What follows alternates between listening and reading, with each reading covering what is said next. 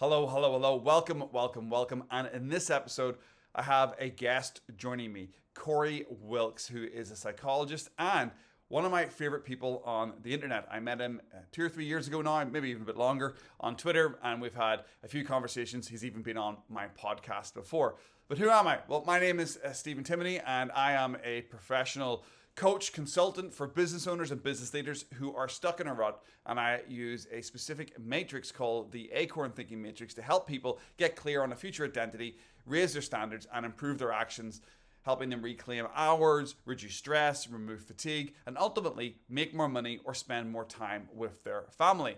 Now, in this conversation, we're going to be talking about future self. Future self is one of those topics that I think is becoming more and more important. And Corey is on the same wavelength as me when thinking about future self. In this 40-minute long conversation, each of us are going to cover 3 tools or systems that we use to connect with our future selves and make progress in our lives. Now, quickly, before we jump in, I just wanted to give you my quick personal overview on future self. I personally believe it is one of the most important tools that you can use to improve your life, to improve your business, to improve your health, to improve your mental standards, to improve your physical standards, to improve your emotional standards. I do believe that the studies that are coming out now and the science that is coming out now, it's really starting to show us that a lot of the older self-help industry is pointless or is looking at things not in the right manner. There is a fixation on going into your past and fixing small t trauma. There's a fixation on trying to integrate your shadow, trying to look at what happened to you as a child or looking at what happened to you 5 years ago and trying to fix that. And the science is really starting to show us that's actually not that great for you, because what you're doing is you're bringing up old memories, you're bringing up old trauma, you're bringing up old BS, and you're kind of getting stuck in the loop and bringing those emotions back into your now and your reality right now. And that's all we have is right now. So rather than pulling the sadness from the past into the present, we want to be focusing on our bigger, better future. We want to be focusing on our future identity. We want to be pulling those higher standards and those actions of the person who's achieved our dreams to our reality today. So it's almost as if we're looking to a happier version of ourselves, a more professional version of ourselves, a more together mentally, emotionally, and physical version of ourselves, and we're pulling that into the now rather than trying to fix a lesser version of ourselves, a version of ourselves that had a lower state of consciousness, a version of ourselves that is not aware as who we are today. We don't want to be thinking about that person too much. Sure, it's good to go back and fix things a little bit, to resolve things, but we don't want to fixate on it. What we do want to fixate on is our future. What we do want to fixate on is our standards. And what we do want to fixate on are the actions that we're going to take on a daily, weekly, and monthly basis to get there. Anyway, that's my spiel. That's my opening. I hope you enjoy this conversation. We're just going to roll right into it. And Corey's going to be asking me a question. I hope you enjoy this. Leave the comments below. Obviously, check below the show notes for Corey's Twitter and his information, his website, and everything's going to be there. I hope you enjoy this conversation. Let's get into it. For this, we're kind of talking about how can you clarify and achieve your ideal future self? Like, what does that look like? How do you actually bridge the gap between the person you are today and the person you want to become in the future, right? So from your experience as a performance coach, what is your first favorite tool or strategy you use with your clients to help them make progress on this path? Yeah, first of all, future self I think is super important. And I think it's the cornerstone that leads to everything else that you want to do. One of the first exercises I get my clients to do, it's a number of them, but one of them is called the ultimate scenario. And I usually actually get them to do it before our first call, where I get them to write out what would be the ultimate dream life for them. Whether that's in 5 years, 10 years, or 18 months. I tend to ask them to do it within an 18-month period because I feel like it's more tangible. It's more within reach that you can actually see that, because it's only, 8 quarters away, when you think about just under 2 years or so. So the first thing I do is really get people to connect with that future self image. And I have other techniques I use for that. But I have spoken over the last 3 years since running my performance coaching business. I've spoken probably to well over 100 people, got well over 100 recorded calls. And one of the common themes that came out of these calls, 99% of people were unclear with their own future identity. They were unclear with the path forward. And then without that path forward, people usually start to procrastinate. They get lost. They open too many projects, too many open loops. They get sucked into this sort of like opportunity delusion, and then they get frustrated. They get overwhelmed, burn out. They go looking for people like yourself and me to help them out of that. So that's why I think having a strong future self is essential. And that's why I get my clients to look at that first of all. And the other process that I use is very, very clear, is that you select that identity, and then from that identity, you would write out the standards that that person would have. And then from those standards, you would write out the actions that you would need to do in your own life to meet those standards. And if you do that, set that new identity of that ultimate scenario, actually agree with yourself the standards that person would have, then start taking actions to become that person, those actions will actually change your identity. And then you'll actually loop around, achieve your goals. And then you're going to ask yourself again, what's the identity for the next stage of my life? What are the next standards? What are the next actions? And it's like a continuous loop up. So it's identity, standards, actions. For me, that is a tactical version of be, do, have. I hear a lot of people talking about be, do, have in the space. And I'm like, that's cool, but how do you actually be, do, have? And I think that that's where my speciality comes into with my clients, is I'm very technical. I'm very like, well, what's the baseline actual process that's actually going to get me to become my future self? I really like that. Well, like in entrepreneurship and things, we do things around like customer avatars, right? Like, who is this person? What do they enjoy doing? Yes. How do they spend their time? So it's like, it's not a far leap from taking that skill set of creating customer avatars or ideal audience avatars and doing that for yourself. Like, who do you ideally want to be? Create a profile of that person, and then say like, okay, how can I more align my current avatar with my ideal avatar? Right? That gives us a lot of insight. Related to that, there is this one of my articles, I talked about sort of like the true cost of things, and how, time is our most precious resource, right? No matter how rich or famous or important or whatever you become, you can never get more time, right? You can leverage it differently, but you can never get more. There is this quote I found from Kevin Kelly, and I'll just read it out so I don't butcher it. And he's talking about one of his other friends who's a renowned entrepreneur and writer, who's in his, I think, 60s, and he has arranged his life in blocks of 5 years. And he says 5 years is what he says any project worth doing will take. From the moment of inception to the last good riddance, a book, a campaign, a new job, a startup will take 5 years to play through. So he asks himself, how many 5 years do I have left? He can count them on one hand if he's lucky. So this clarifies his choices. If he has less than 5 big things he can do, what will they be? And I think for a lot of us, especially like when you're younger, it's really easy to think about all the endless possibilities. But it's like, okay, realistically, who do you want to become? What do you want to achieve? And really thinking about how long is that going to take? As you clarify who this ideal person, this ideal version of you is, and what they do on a day-to-day basis, and like what their life looks like, what they've achieved, that helps you clarify that of like, okay, maybe that reasonably will take me 10 years to achieve. So that's two blocks, 2 5-year blocks. What do I need to be doing in those blocks, right? That, in my mind, helps you shorten and really just cut off a lot of potentials that wouldn't actually lead to the results you want it to lead to, right? So it's a real, and I mean, I'm a big Memento Mori fan, like using mortality as a motivator to live fully. So exercises like that really help me clarify, like, okay, of all the people I could become, who do I ideally want to become? How long will that reasonably take? And how can I focus myself to achieve that in a reasonable amount of time? All right, so I really like that. Okay.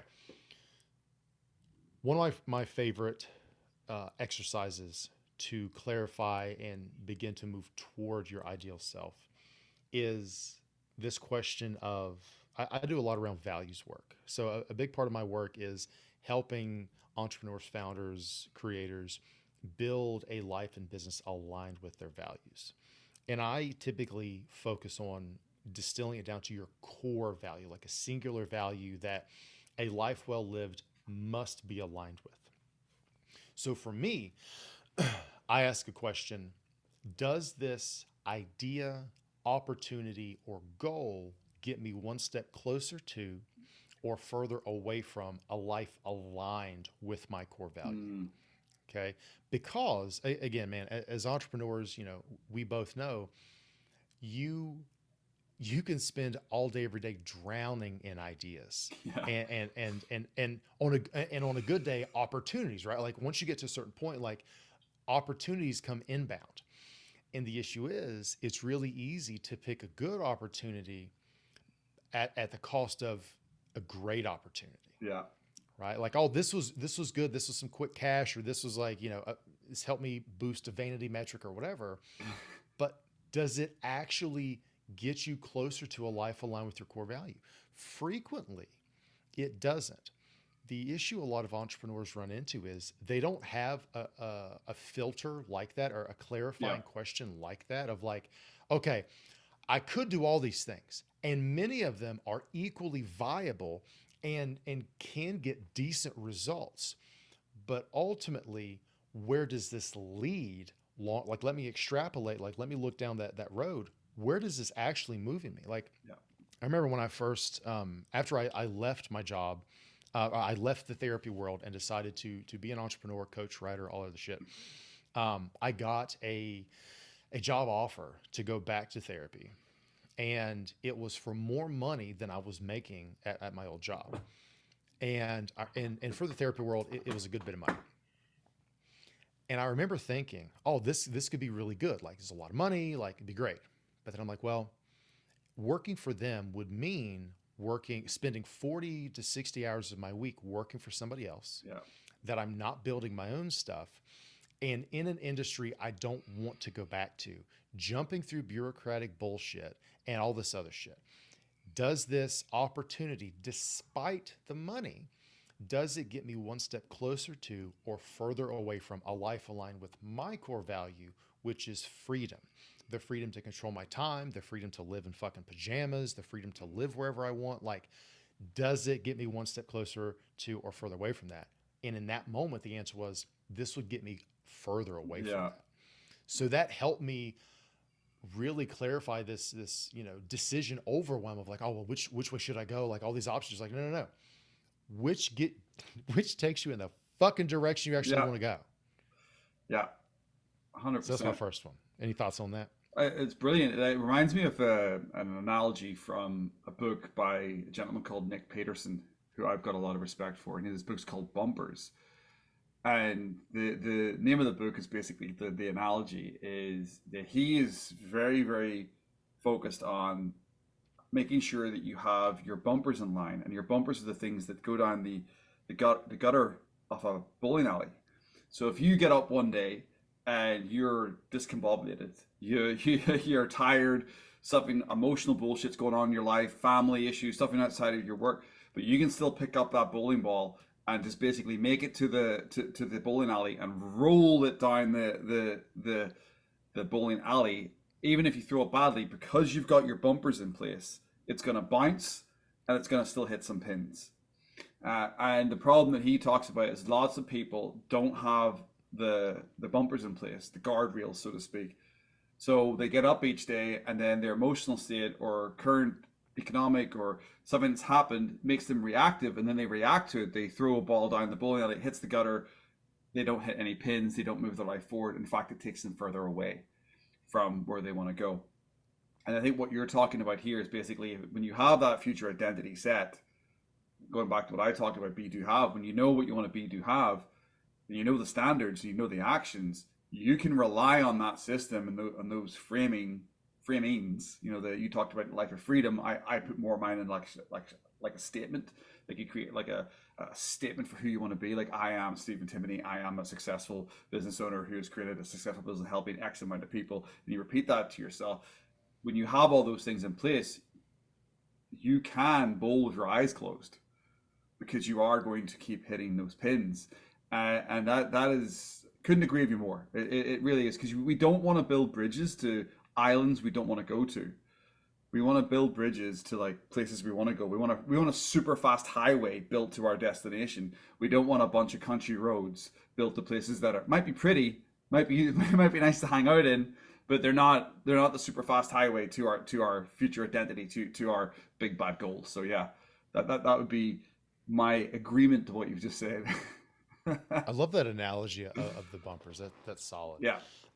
What is your second tip or strategy? Well, I just talked about it there briefly. My second tip is framing. This is something that I'm actually practicing quite a lot recently in my life. I've read a couple of books around this, and it's something that I've realized that I was maybe only doing first thing in the morning, in my meditation, journaling, and reading my framing statement.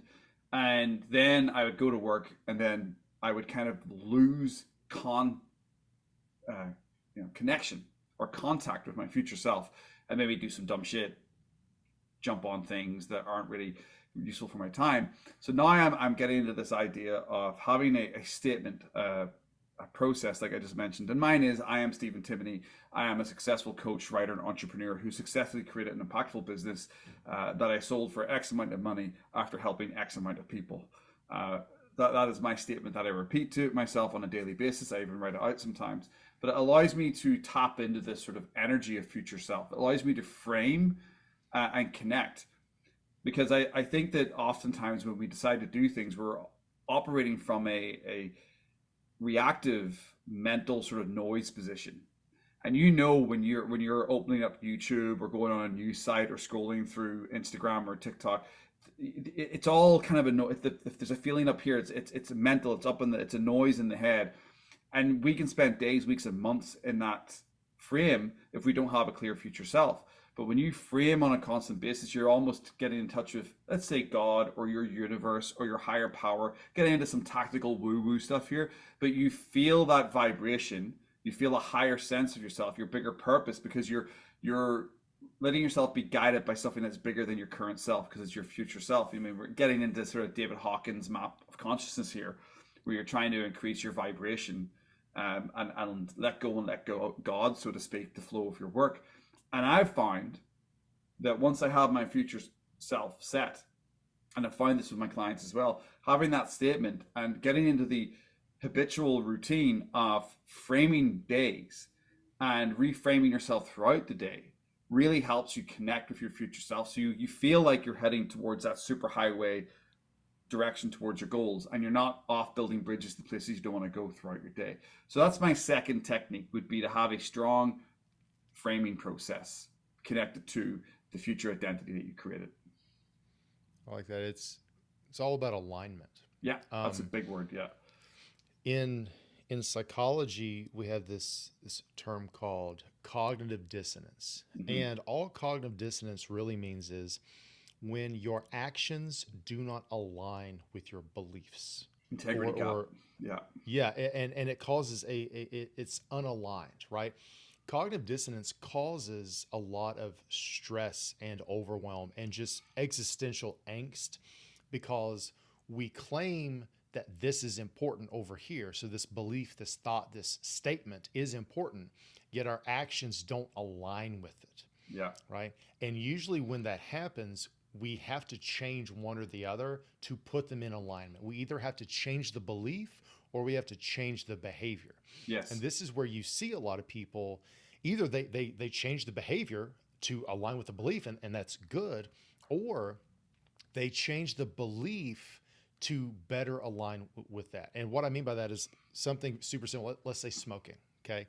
A lot of people, and again, smoking isn't healthy. Nobody's going to fucking tell you smoking is healthy. and quitting smoking is a complicated process, which is beyond the scope of this fucking conversation. But one thing that you consistently hear from people is you'd be like, hey, do you care about your health? Yes. but you continue to smoke. Yes. And you know smoking is bad for your health. Yes. But something's going to kill me anyway. So they have changed their belief of like, well, something is going to get me anyway. Or, well, my aunt lived to 100 and she smoked every day. Or, well, something else is going to get you anyway. They're changing their belief to align with the behavior that they refuse to end, right? But other people, you can have that same conversation. They're like, oh, fuck, maybe I didn't realize how unhealthy it was, or I wasn't aware of the damage it was currently doing. Let me find other ways to change my behavior to better align with my belief that I prioritize my health, that I want to live longer or be able to run up and down stairs, whatever, right? That's a very basic example, right? Of you can either change a belief or the behavior, but they have to be in alignment if you don't want to feel that constant like existential angst and stress and friction around I'm living unaligned. Right? Yeah. I really like that. Yeah. And it's just to jump in on that. I find sometimes when I'm working with somebody and they actually clearly write out their identity or their ultimate scenario, I've had clients just make massive shifts just from doing that, because then they quickly realize, oh shit, I am smoking weed. Oh shit, I am drinking beers at nighttime. I just wrote out an identity and that person doesn't do that. And they fall into that second category that you discussed. Are people like you show them the realization and they're like, oh, I need to make changes here, because they don't actually believe in drinking every night. They don't actually believe in smoking weed. It's just the dumb shit, shallow crap that they got into because of the noise of life. It's amazing how simple little exercises can have such dramatic effect on people. Well, and that's part of why we're doing this piece today, is because like a lot of in general, a lot of the things that we claim to want, we can't actually articulate. Like, oh, I want to be a better version of myself. Cool. What the fuck do you mean by that?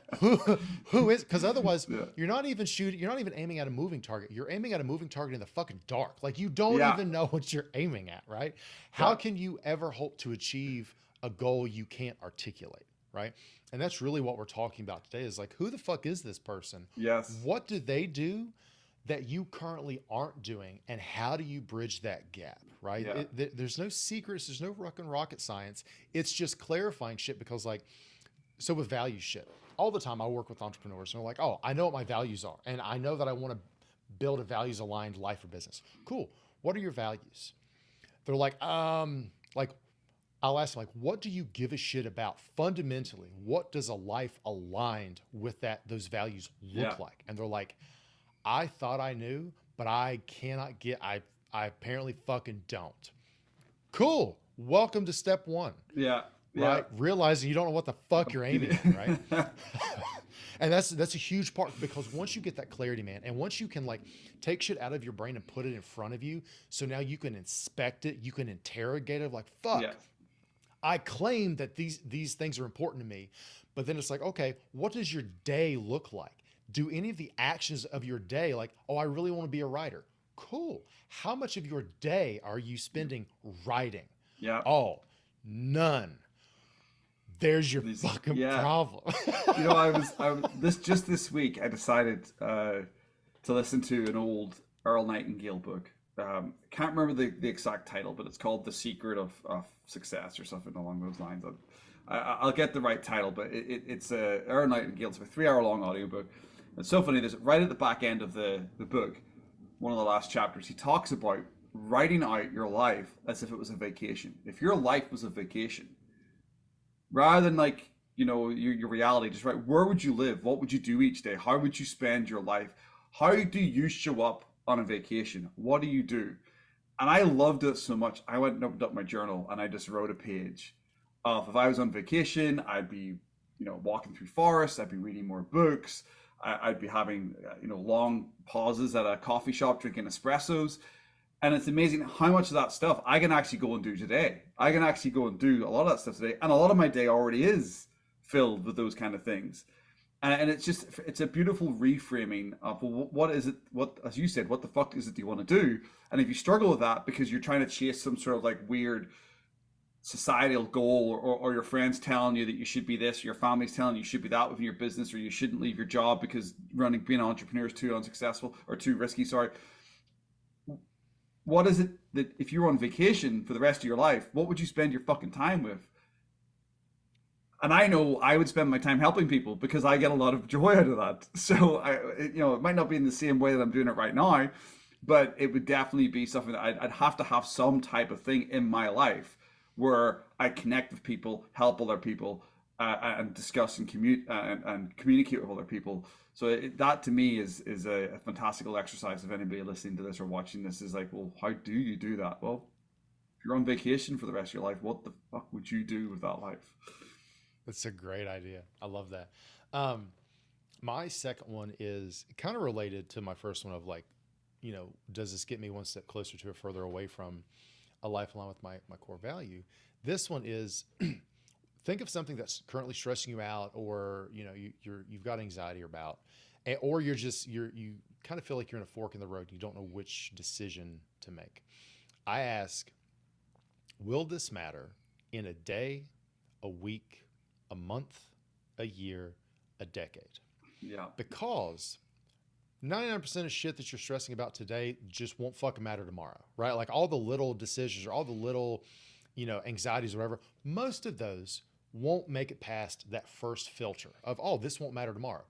If it won't matter tomorrow, it doesn't matter today, right? Some things might still matter a week from now.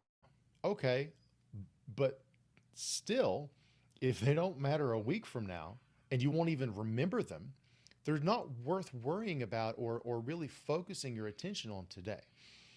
The very, very few things that will matter in like a decade, those are the few things that are worth not stressing about necessarily, but you focusing your time, energy, and attention on dealing with. Because those are the few things that are going to matter, right? Because again, man, like on a day-to-day basis, we're constantly bombarded with like choices or anxieties and stress and like all this other shit. But tomorrow we don't even remember 90% of the shit that was like making us sweat the day before. But the few things that actually pass through all of those filters to the decade mark, that is what is typically worth you spending your finite resources, time, energy, and attention on dealing with. Yeah. So that's a hugely clarifying exercise for me. I love that. That's great, because you'll find that with the 10-year one, just listening to you talk about it, I'm like, well, I know that the health that matters. Like I automatically, my health, my mindset, my how I regulate my emotions, that will matter, because how I regulate my emotions today is going to have a knock-on effect the next week, a month, or in 10 years time. And I don't want to be in my 50s in 10 years. Yes, I'm old. And be looking back and be like, wow, I spent too much time in my 40s worrying about dumb shit. I want to focus on the right things. So when you do that 10-year one, I automatically know my health and probably my mental, emotional mindset, that is stuff that I want to make sure that I'm putting myself in the right direction. One of the reasons why I don't really drink anymore. It's one of the reasons why I go to the gym and lift weights, because I'm already thinking about longevity. But you're right, everything else, pretty much everything else in my business, I'm one phone call away from a cash flow issue in a business not being an issue anymore, because someone would be like, hey, I love your stuff. Let's get a package going. Do you know what I mean? So your mindset of what actually is a problem changes day to day to day to day to day. So to really fixate on it too much and to worry about the small shit, it really is. It's a massive trap for a lot of people. I think short-termism is a term you could call for it. Is this idea that everything in the short term has a lot bigger focus. I mean, if we get into the 24-hour news cycle, obviously we're having a horrible news cycle currently because of everything that's going on in the world, plus the American election later this year just makes everything just such a deluge of bullshit. And that short termism, I mean, with TikTok reels, everything else, I think the attention span's gone from 12 seconds to 10 or 8 seconds. I don't know how true that is, but apparently that's something that's happening. So all that short termism just makes us then focus even more and more and more and more and more on the dumb shit that doesn't matter. And there was a book I recently read. I think it's called I think it's called Future Self. I think it's just called Future Self, and it's got a chart in it where it says only 13% of people, they did a survey, I don't know the exact numbers, but out of the survey, only 13% of people who were surveyed think about their life longer than 1 year ahead. Like they think a year and more. And I think another maybe 5 or 6% or something like that thought up to a year, but the majority of people, like 60% plus of people, don't think past 6 months, with a lot of people stuck. Like we're talking 50% of people stuck within a month or down to a week. That's all they think about. So when you think about, future identity, and you think about what you said, the was it the 5 minutes, 5 year, 5 months, 5 years, or I don't know the exact parameter that you broke it down into. But when you think about that, most people are stuck in the first parameters. Most people are just stuck in this ball of anxiety, building bridges to places they don't want to go, focusing on the wrong stuff. So what you said there is just so valuable to a lot of people, because if we can jump out to 10 years and be like, well, what will really matter in 10 years? Okay, I'm going to put my health and my mindset first each day, because that's what actually matters. Those are the big rocks. That, and like the converse is also true in that let's just do the health example, because that's the most common for most people. Yeah. Let's say I'm trying to improve my health. However you define improve your health, right? We can get into operational definitions another time. Yeah. But you're trying to get healthier. Today, it might not matter if you skip a workout. Today, it might not matter if you fuck off on and start to eat junk, right? Junk, is going to like cause inflammation and cause a bunch of other issues, right? Today, it probably doesn't matter, right? Because a day off is fine. A cheat day is fine. Yeah. But if you extrapolate that out of like, okay, well, if this becomes the norm, yes, and every day I skip a workout, every day I fuck off and eat shit, in a decade, that's going to compound, right? It's like brushing your teeth. Not brushing your teeth today doesn't matter. Continue to not brush your teeth for a decade. That fucking matters. 100%. So it's also learning to see like, how do small things compound over time? So yes, on the one hand, something that seems big today typically won't be big in the future, but sometimes things that seem small today will become big in the future. So that's all this whole exercise is about, is like looking at your future self and how your decisions today are affecting that person down the line. You're becoming a fire preventer, not a firefighter. Yeah. Because I think firefighters max out at about 100-something grand a year, depending on where you are in North America or Europe. Maybe a little higher if you're a captain or whatever. But the guys that go into nuclear power plants and prevent shit going wrong, we're talking, $500,000 a year, $1 million. I mean, there's guys getting flown around the world for half an hour's work, getting paid $50,000 an hour to press a button at a nuclear power plant to be like, yeah, this is what was wrong. So there are different scales. But to break it down, fire preventers get paid more money than firefighters, because they have a bigger scope and a better idea of what's going on. They can see what's coming down the pipeline. They're operating from a funnel rather than dealing with a volcano. And being proactive versus reactive. Yeah, 100%. Cool. What is your third tip for today? Well, my third tip for being aligned with your future self and becoming future self is feedback loops. I'm a big journaler. I also try to work in 90-day sprints. I also do a monthly review. So I believe that every year of your life should feel like 4 years, because I think every 90 days, there is enough time within a 90-day period to get the same amount of work done that you used to in a year. And I just think that everybody should be working in 90-day sprints. Doesn't mean you sprint every 90 days. Obviously, we're not talking about driving ourselves into the ground here, but every 90 days you can be achieving something within a season. 4 seasons of the world, maybe take the summer season off a little bit, but there's 4 seasons not in the world, 4 seasons in a year. You can adjust these things, but the idea is to have feedback loops, a weekly journal system, a monthly review, and a quarterly breakdown where you're setting yourself goals and you're reviewing like you would do, or some people would do on a New Year's Eve, but you're doing it at the end of each quarter. I've got one coming up at the end of June here, because this is the end of the Q2 going into Q3. So I will be doing a review. I'll be setting myself a new set of goals for Q3 over the summer. And I think that is one of the most important processes of keeping yourself aligned, is to set goals, review those goals, and see if you're actually moving towards them and you haven't forgotten about them, put them in a shelf somewhere, and then build bridges away off somewhere else. And then you're like, oh shit, I wanted to do A, B, and C, but I'm over here doing X, Y, and Z. No wonder I'm pissed off and not making any progress. So that would be my third element, is to make sure that you have self-regulating, or even with a coach, whatever works for you, but at least have some type of feedback loops on a week, on a month, and on a quarterly basis. I also like the idea of like the like constraints, right? Of like, I'm Yeah. going to like, this is my focus for this quarter, Yeah. right? This is The my identity for that quarter. yeah, this is my identity. This is my goal. This is, and so if it's a 90-day sort of, like, in your words, a sprint, cool. How do you break that down so that at the 30-day mark, you should hypothetically be a third of the way there, Yeah. right? It makes loftier goals much more manageable, right? And it also focuses your attention of like, this is what the fuck I'm doing in this season. Like all these other ideas or all these other opportunities, I can, pencil those in for a later season. This season, this is what I'm doing, right? I really like that idea. My third one is what I call a mental advisory board. Nice.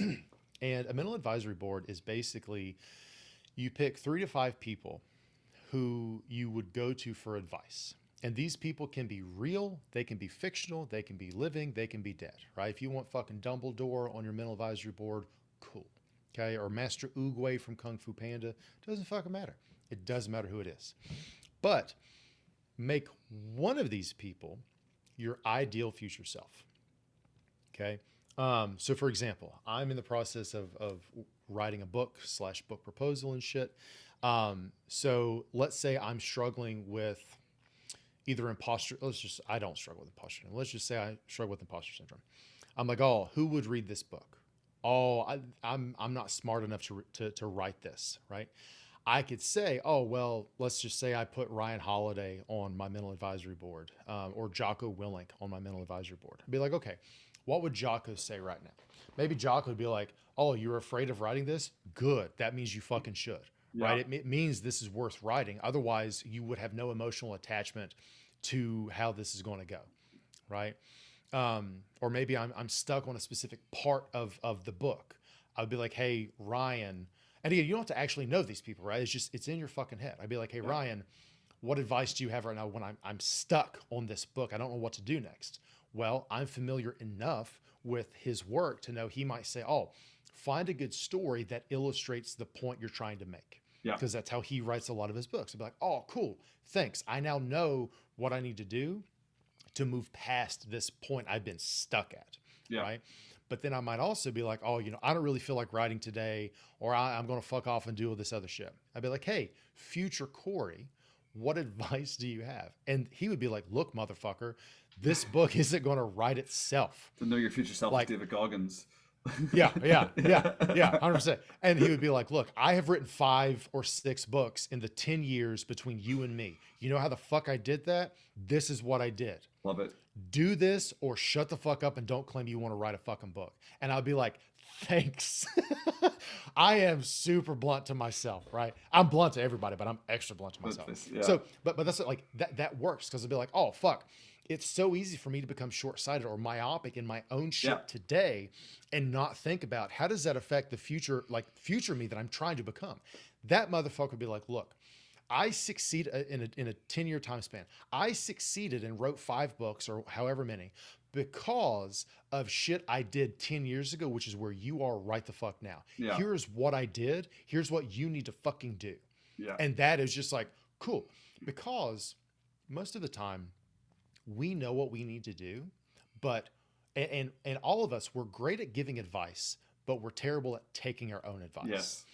The function of a mental advisory board is basically for you to trick yourself into getting out of your own way.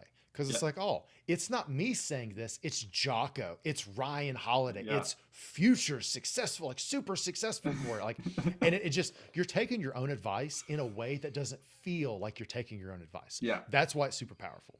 Yeah, I love that. I love that.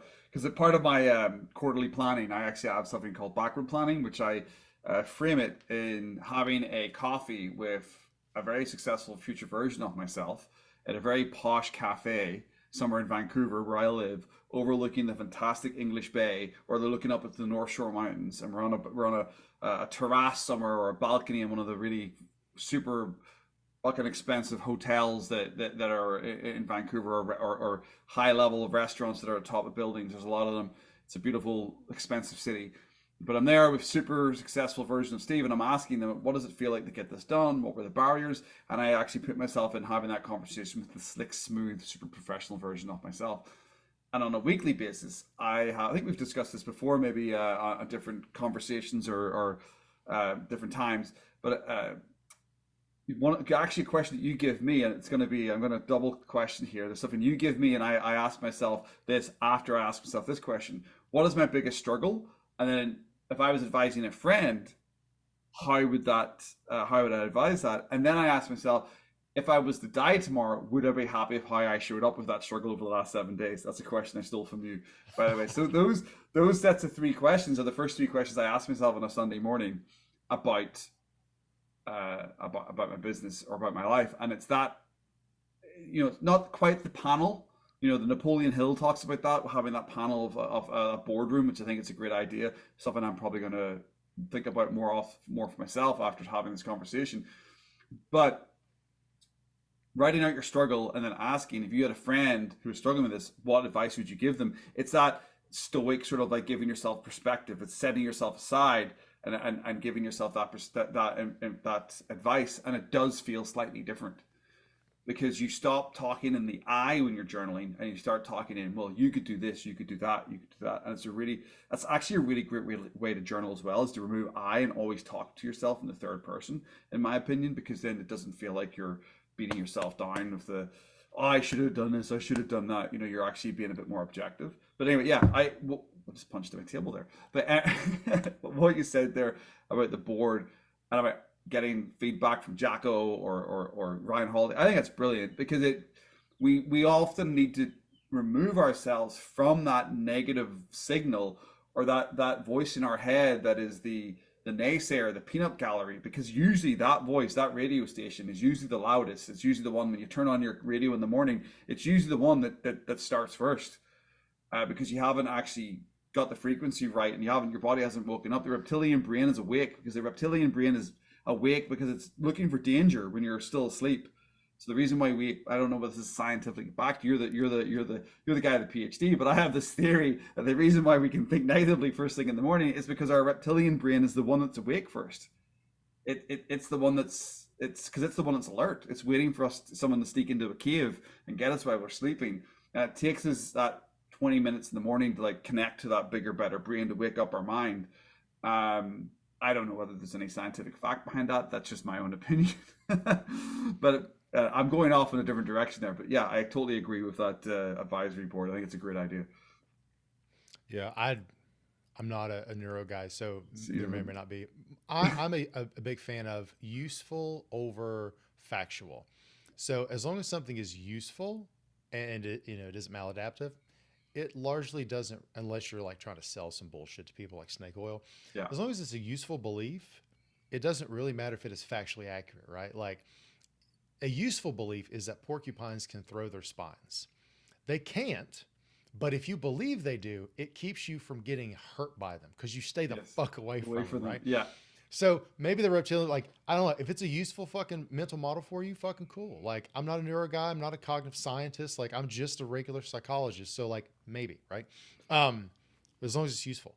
I will say though, to that point, our brains, we are wired to find problems, because anticipating problems so that we can fight them or avoid them is adaptive. It has helped us survive.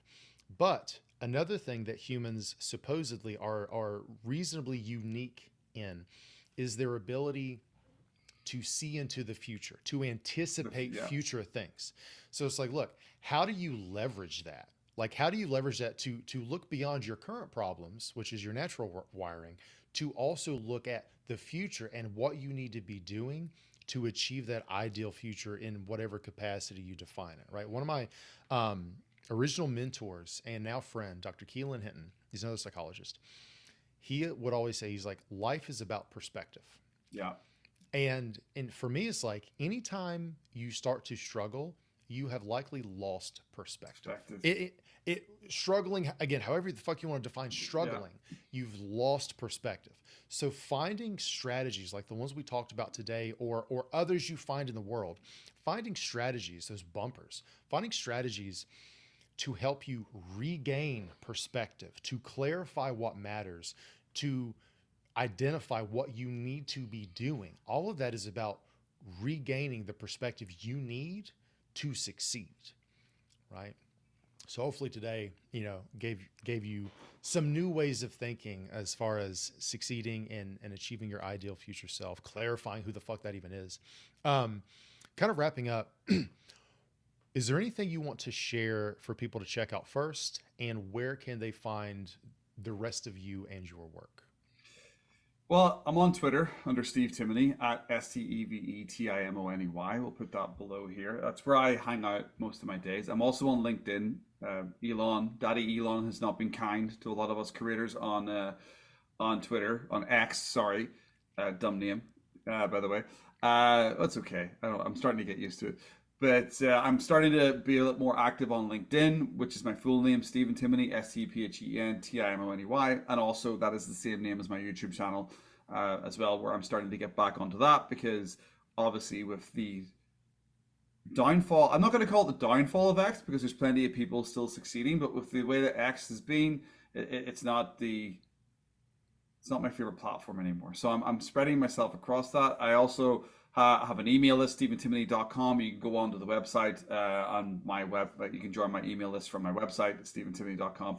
I think currently the link in there will send you something free when you sign up, like a little guide on saving time and reclaiming hours and getting clear on your future self as well. So lots of stuff there. So that's where I would be. If you're looking to check out, get some stuff, go to my YouTube channel, look at the last couple of videos that I've posted, because they're going to be a lot more in line with what I'm talking about now, because I've got YouTube videos going back to 2016. Things have changed a lot. But on Twitter, on LinkedIn, on the feed every day, that's where I'm sharing ideas. And I do talk a lot about future self. I would even describe myself as a future self coach. So that I'm very, very, very locked in on that future identity, those higher standards, and improving your actions to become the person you want to be. Awesome.